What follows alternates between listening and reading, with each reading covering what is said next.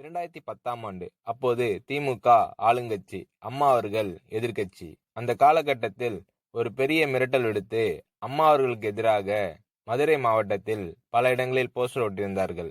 அந்த போஸ்டரில் அம்மா அவர்கள் மதுரைக்கு வந்தால் திரும்பி செல்ல மாட்டார், மதுரைக்கு அம்மா அவர்கள் வரக்கூடாது என்று மதுரை மாவட்டத்தில் பல இடங்களில் போஸ்டர்களை ஒட்டி பெரிய மிரட்டல் எல்லாம் கொடுத்தார்கள்.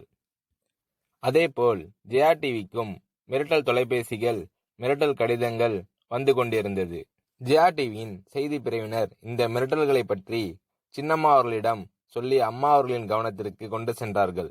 அம்மா அவர்கள் துணிச்சல், வீரம், கம்பீரம் இவற்றின் ஒட்டுமொத்த உருவம். அதனால் அம்மா அவர்கள் நான் மதுரைக்கு போய் தீருவேன், பொதுக்கூட்டத்தில் பேசியே தீருவேன், எது நடந்தாலும் எதிர்கொள்வேன் என்று சொல்கிறார்கள்.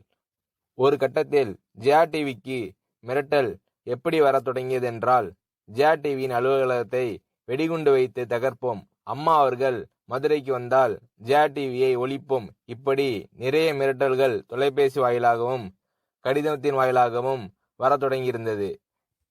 இதுவும் அம்மா அவர்களுக்கு சின்னம்மா அவர்களின் வாயிலாக தெரிவிக்கப்பட்டது.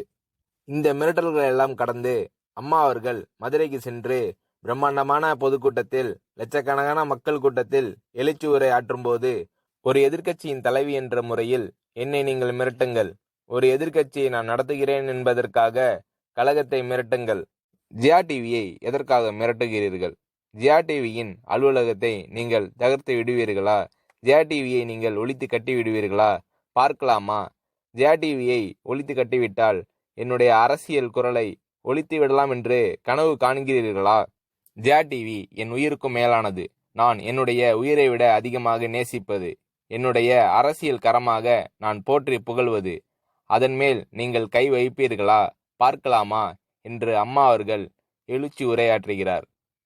எந்த மண்ணிலிருந்து அம்மா அவர்களுக்கும் ஜெயா டிவிக்கும் மிரட்டல் வந்ததோ அதே மண்ணில் நின்று கொண்டு கம்பீரமாக கர்ஜித்தார்கள் அம்மா அவர்கள்.